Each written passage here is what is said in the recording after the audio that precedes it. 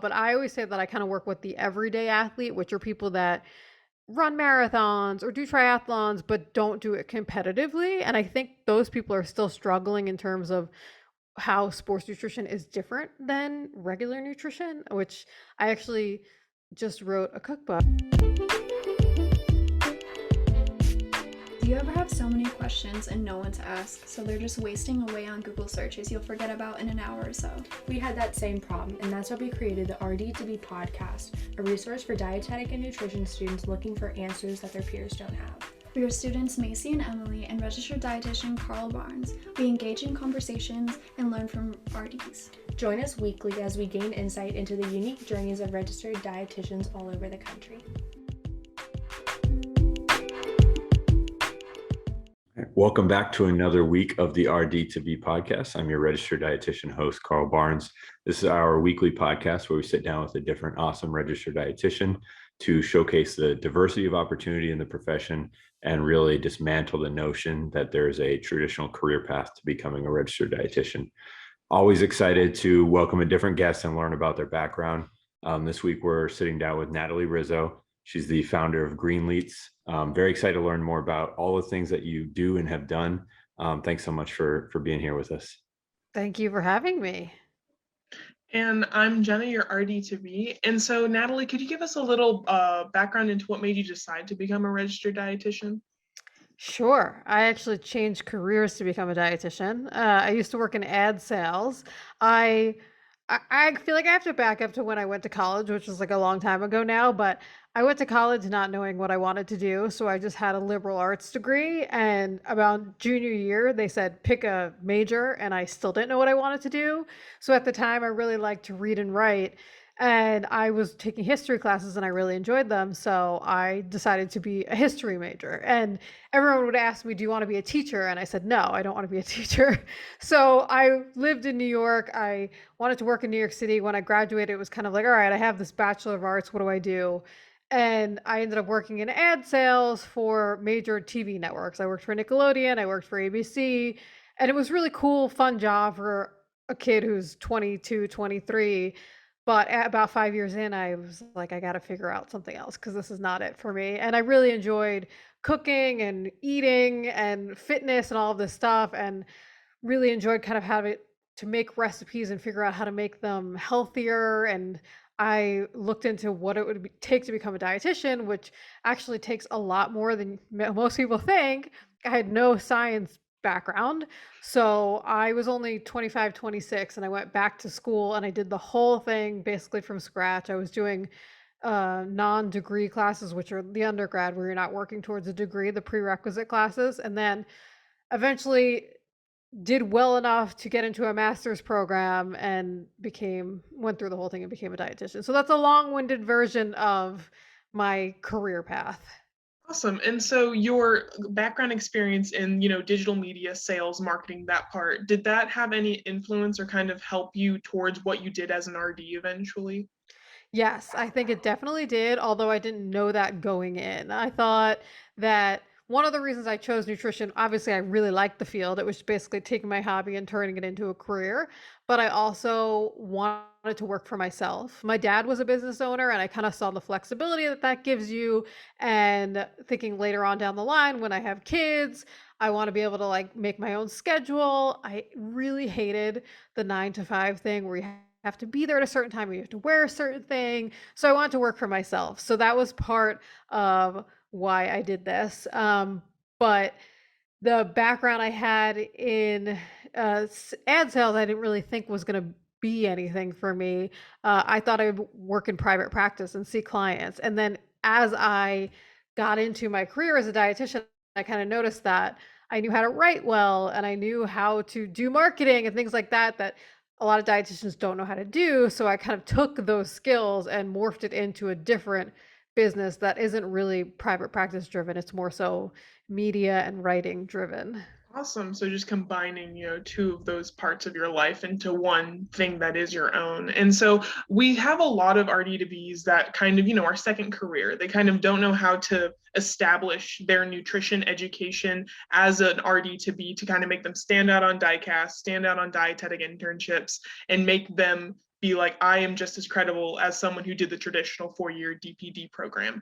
And so when you were in your, not in your undergrad, but when you were doing your graduate degree program and going into diecast, what did you do when you decided you want to become a registered dietitian that kind of gave you that foundational experience that you were going into nutrition? I started volunteering from the get-go. I think I was volunteering before I even got into the master's because I was really nervous that I wasn't even going to get into a program. I'm like, I have no science background. Science is not my strong suit, which is funny that I have a master's of science, but it really wasn't. I just knew that I was a good student, but organic chem like took me out. So I started volunteering from the get-go, and then I've also been really good with quote unquote networking because I think networking is kind of like a dirty word where people think it's not it sucks, it's not a good thing. But I think networking is just really meeting people, making friends, asking them what they're doing, telling them what you're doing. So I would volunteer at different hospital sites or farmers markets, but then also talk to my professors and things like that and about what they're doing and if they need help with things. So it was a lot of volunteer work, which eventually turns into paid work. Because I always say that. I know that we're expected to do a lot of volunteer stuff, but Mhm. eventually it turns into paid work. And just talking to people. That's really kind of what set me up for a decent resume when I was applying for my internship and for the master's program. Mhm. Yeah, because I do feel like a lot of people think networking is just a super rigid professional, like, okay, it has to be networking has to follow these specific steps, but really it can just be as simple as like what you said, asking your professor a question or just getting involved with volunteering because those volunteering experiences get you to what you just said, those paid experiences. And could you go a little more in depth about did you do any paid experiences beforehand that kind of, I mean, of course, helped with funding your master's program or things like that? Well, so I had a career in ad sales, so I had money saved up. I always will tell people that, like, I saved up money because it is an expensive thing to go into this. And I was able to fund myself in that way. And then I literally was babysitting while I was in grad school. I had like two babysitting jobs. I was in my late 20s. I babysat till I was 30 years old because it helps pay my rent. So that Mhm. kind of thing. And then also, like I said, I started with unpaid stuff, but eventually I started applying for paid there's like paid internships out there. For instance, I think I worked with in New York City, we have something called Stellar Farmers Market, which is the New York City Department of Health goes into farmers markets in lower income areas and they do nutrition education and they give out health they call them health bucks, which is partly SNAP for so anyway, they hire interns and I think they pay them whatever it is, like 15 or 20 bucks an hour. It's probably more now because the minimum wage is more, but things like that I would Mhm. do. I would apply for those things. And then I also remember my sports nutrition professor. I became friendly with her because I wanted to go into sports nutrition and I was just telling her how I was babysitting and how I was doing all these things. And she asked me if I wanted to help her with her private practice, just kind of like be her assistant. And I said, yeah, of course. So, and she ended up paying me. So things like that. I did like a bunch of small odd jobs, which it helps a little with the debt and the paying for grad school. Yeah, and with the kind of reaching out and asking, professors and stuff, hey, can I help you with anything or can I help assist you? Did you have any? I mean, a lot of RD2Bs have imposter syndrome and a lot of RDs have imposter syndrome. When you were reaching out to professors or asking them to help you, did you have a part of you that was like, oh, should I ask if I should get paid? Like, how did that process go to making sure that you did get paid for that work that you did for that professor? Yeah, for sure. I think I think I had imposter syndrome up until I got into the DI because like I said, I was always worried about just the science stuff and am I doing the right thing? Am I going to get into the DI? So there's that. And I also it wasn't until after I graduated and I got into my career that I saw my first career as actually a benefit. I up until that time I thought that I had wasted my time. I had wasted 5 years of my life. This was a waste. What am I doing? So um but I did have a corporate background. I know how to write emails. I know how to be professional, that kind of stuff. And Mhm. we're not really taught a lot about talking about money and things like that. But Yeah. I, had to pay rent.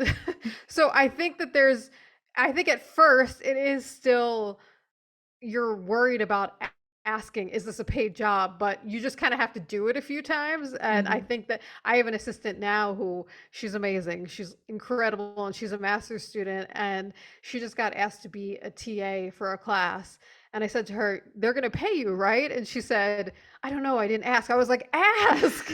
No one is gonna be mad at you for asking if you're getting paid to do a job. You should get paid to do a job." So I Mhm. think it's just you just kinda have to have confidence in yourself to just ask the question. Yeah, because also like you what you said, volunteering a lot is important, but also something has to pay the bills, and volunteering does not pay those bills.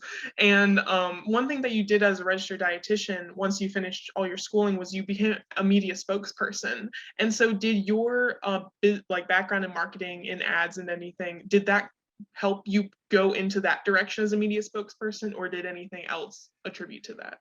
So for me, I was very lucky that I have always been a good writer. And when I was in grad school, I started a blog just because it was a hobby. I felt like one of the things I didn't really realize that the nutrition field is so medically based, like a medical nutrition therapy. And the grad school I went to was not very focused on that anyway. I went to Teachers College, Columbia University, and they focus on nutrition education, but we still have to take MNT. So I felt like I was getting a little bit away from the food aspect that I loved, and I started a blog and I started writing. And even in my papers that I would write for class, people would my professors would say, "You're a good writer." And I was luckily had a class on writing at Teachers College where we had a writer who was a dietitian come in and teach us about pitching articles, freelance articles. And when I ended, when I was done with my DI, I actually took my first job was in food service, which I really liked because I liked food, but I was still pitching articles and things like that on the side. And I started getting some pitches accepted and being able to write for major publications like Eating Well and Women's Running and eventually Runner's World. And that is kind of what propelled me into the spokesperson world because once you have some credentials behind you and your name's been in national publications and you've been on TV and things like that, then some of these brands want to work with you to help them promote, for instance, like I just worked with California almonds, promote almonds, things like that. And some Mhm. dietitians are not, don't want to promote a product, but if it's something I'm eating, I'm okay with promoting it. Mhm, yeah, and when it comes to getting your foot in the door with, like, media promotion, getting that pitch, say that an RD2B doesn't have, a structured class where they have that, "Hey, this is how you pitch an article. These are the steps to follow." Do you have any advice or experiences that you think RD2Bs could do to help them practice or hone in their writing skills or their pitching skills if they really wanna put themselves out there?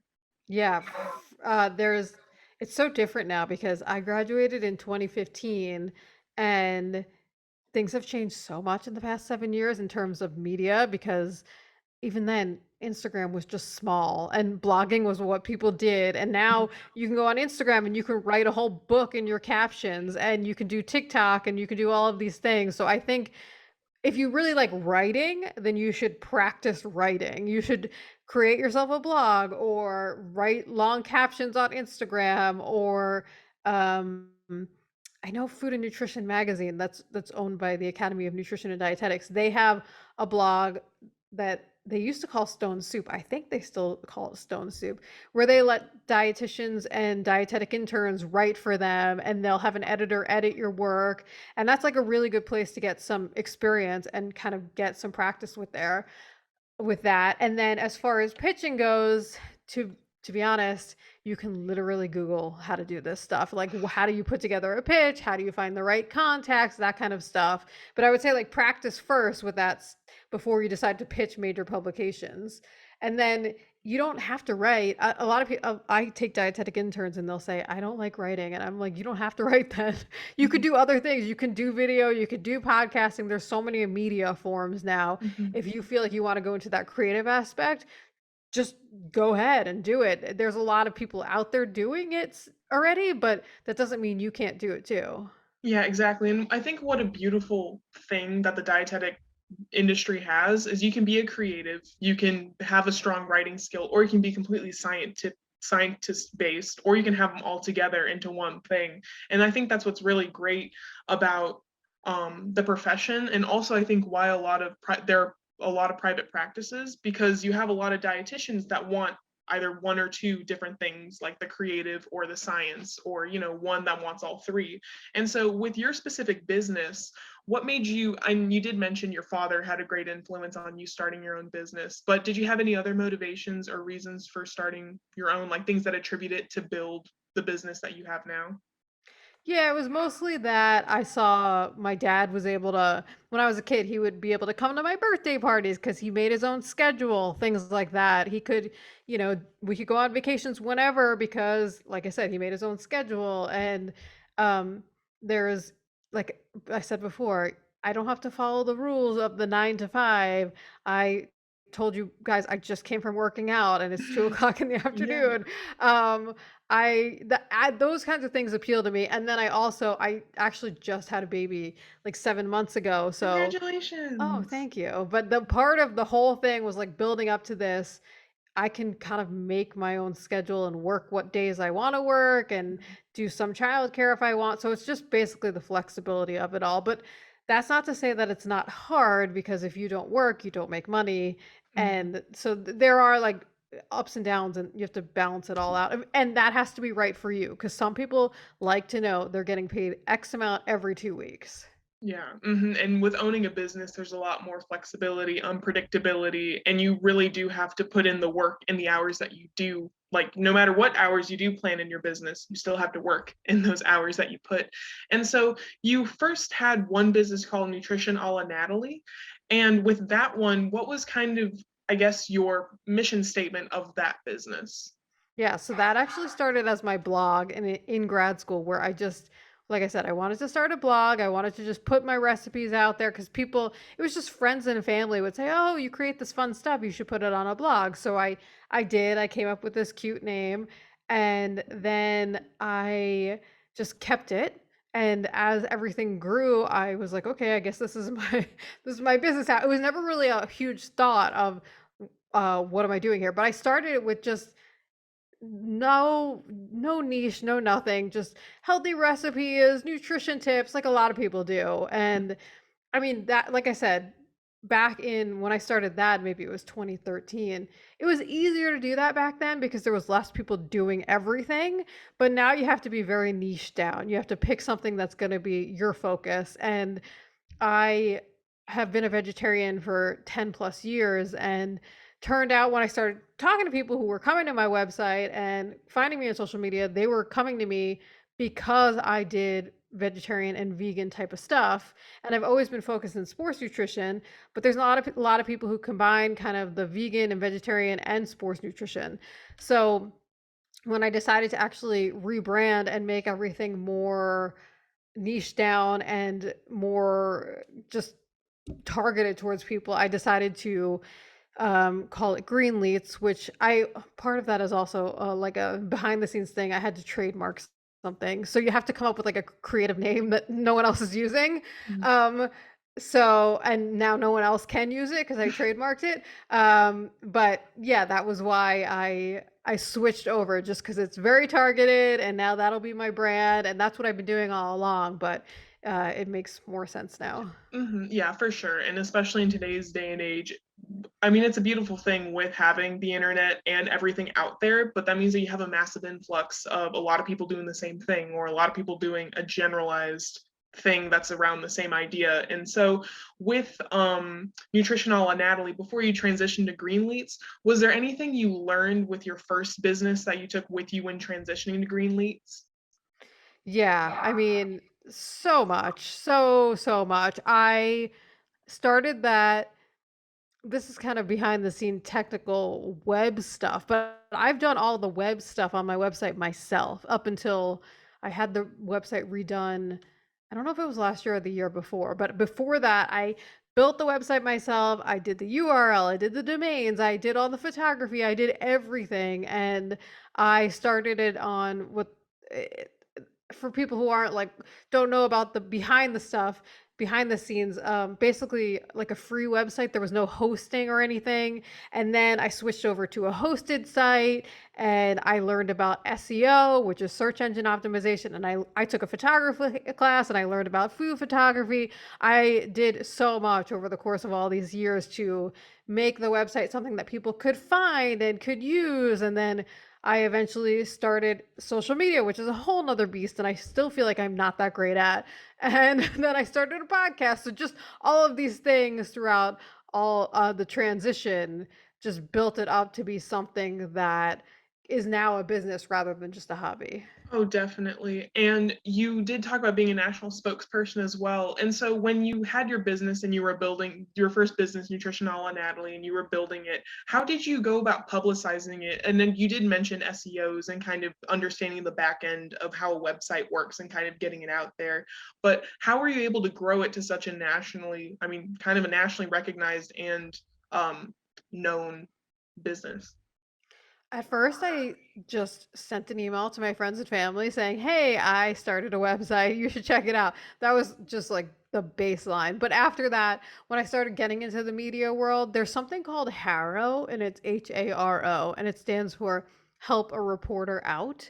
And it's something that I totally recommend any dietitian or dietetic intern or master student sign up for if they want to do media stuff. And what you can do is you sign up for these listservs and you get 2 or 3 emails a day, and it's reporters sending out stories that they want to have sources for. And they want expert sources like dietitians to be quoted in these stories. So it may be something like Well and Good, and the story is the best foods for your skin or something. And anyone could be on these listservs as long as they meet these credentials. And they'll say in there, we want to quote a registered dietitian about best foods for your skin. And I would respond to those and start to get my name in these articles like Women's Health, Well and Good, all these different publications. And every time you do that, you can also include a link to your website. Mhm. So, and I know people who don't have websites now will even include links to their Instagram or links to their books, things like that. So I think that's a really good way to get your name out there. And I actually don't do much private practice, but I've had people come to me and want me to counsel them, and I end up referring them to someone else. But that's a really good option for people who do have a private practice to get their name out there. Gotcha. And so for nutrition students, you say maybe don't have that credential that Haro is looking, or is it Haro or Haro? I don't know. And I does, think they call it Harrow, okay, but yeah. And so with Haro, say that they don't have like a credential yet that allows them to contribute to Haro to get themselves out there. Are there any things that an RD2BE could do if they don't have that credential yet to get themselves out there? I think one of the things you could do is uh, you can intern with a dietitian who does media type of stuff. I've taken on dietetic interns. I know it's a little different based on the programs because, like I said, where I went to school, I take on interns from Teachers College. They do their internship very differently than, for instance, I know NYU. I know New York City places because that's where I live, but NYU is clinical. You'll spend the full 10, 12 months in the hospital. I think even your community somehow is in that hospital. I don't really know how it works, but Teachers College, they rotate you through sites like every 5 to 6 weeks. And you could spend 5 to 6 weeks with a media dietitian. And I've had students who want to learn about this, and they help me do Harrow request, or eventually after you do enough of those, the reporters will come back straight to you as a dietitian. So they'll just email me and ask for a quote, and I'll have them help me because there is there's a good and a bad way to answer a quote request. Like you have to be thorough, you don't want to be too scientific. So I think you kind of have to learn a little bit about that, which just comes with trial and error. But you can work with dietitians who do that and kind of see the behind the scenes thing. And then eventually, when you become a dietitian, they know you, they may pass along a reporter to you, that kind of thing. So it's kind of another networking thing you can do there too. Awesome. And so Greenletes, its priority is, would you say, vegetarian and like vegan sports nutrition? Yep. And so with that kind of becoming a sports dietitian, was there anything unexpected you learned either owning Greenletes or as a sports dietitian that you did not anticipate beforehand? That is a very good question. And I'm thinking, is there anything unexpected? I, I don't know if it was unexpected, just that sports nutrition is still not that well known among people in terms of, I think, like, for instance, if you talk to a D1 college athlete, they know about pre workout fuel, post workout, blah, blah, blah. But I always say that I kind of work with the everyday athlete, which are people that run marathons or do triathlons but don't do it competitively, and I think those people are still struggling in terms of how sports nutrition is different than regular nutrition, which I actually just wrote a cookbook, which is exciting, and it's vegan and vegetarian recipes for athletes, which will Awesome. be out in 2023. And that was like the main premise of it, is that every chapter it tells you like when you should eat this food. It'll have like a pre-workout chapter, a during workout chapter, and the whole introduction of the book goes through like how sports nutrition is different than regular nutrition. Like you have to think about sugar in a different way and sodium in a different way. And I think that that's kind of still not well known, which is good because I still have a job then. Got that job security for sure. Yeah. And also, like, nutrition affects each person differently, like, period. But then when you add sports or athletics into it, each person's body reacts to sports and athletics differently. So you have bodies reacting to different things at all different angles, and you really have to adapt to different, different clients, different people, different audiences. And actually, like, kind of going into the adaptability aspect, was there any challenges you had with clients or with situations in sports nutrition that you kind of either learned from or you had to overcome just because of that adaptability and, like what you said, unfamiliarity in sports nutrition? I think that whenever you work with clients, you always have to adapt. And Hmm. that's for any dietitian in any field, because you know what the science is and you know what the right recommendations are, but then as soon as you work with a client, they will tell you, well, I'm not going to do that. Or like, that's not going to work for me. So then you have to really be thinking on your feet. And part of it is like you're kind of a therapist in some ways. Sometimes it'll be emotional eating or different things that they're going to do, or you're trying to find time for them to cook when they have, a 10-hour day and kids at home. So I think you always kind of have to adapt, which is yeah, something that any dietitian working with any client Yeah. will have to figure out. So um that's a kind of like, it Hmm. depends type of answer, Yeah, but definitely. And it's not just exclusive for a sports dietitian. Like, it for can sure. literally be across any field of dietetics. And so the last question that we would want to get into is kind of geared towards RD2Bs, and if there was anything you wish either you knew as an RD2B going into the dietetics field that you wish you knew, or just a little tidbit of advice that you would want RD2Bs to know. I think the main thing I always say is that what you did in the past is not wasted time. Like I said before, I think that I thought I wasted 5 years of my life. And I know not everyone is a career changer, but it is a field where there's a lot of career changers. So utilize what you did and what you know to make a new career path. And then I think what you guys are doing is awesome, because one of the things I always said when I was in my dietetic internship, I was 30 years old. So I was already older and I knew that I did not want the traditional career path, but people will tell you, well, you should go become a clinical dietitian and you have to do this. And I said in the most polite way, like, maybe you have to do that, but I don't. I'm not doing that. So if you don't want to be a clinical dietitian or you don't want to do something, there are other avenues out there now, and it's definitely it's changed dramatically in 7 years, which is amazing. Like, I think it's great that there's so many more opportunities for people, but know that you don't have to do the traditional thing. You can pave your own way. And that's a beautiful thing that I think all RD2Bs should know, just because, like what you said, some are second career changers, some are fresh out of high school. You have some where this is like their third career, or this is them just trying to try things out or change their hobby into a profession.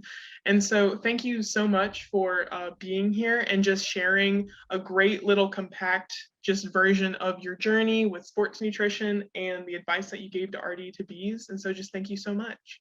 Oh, thank you for having me.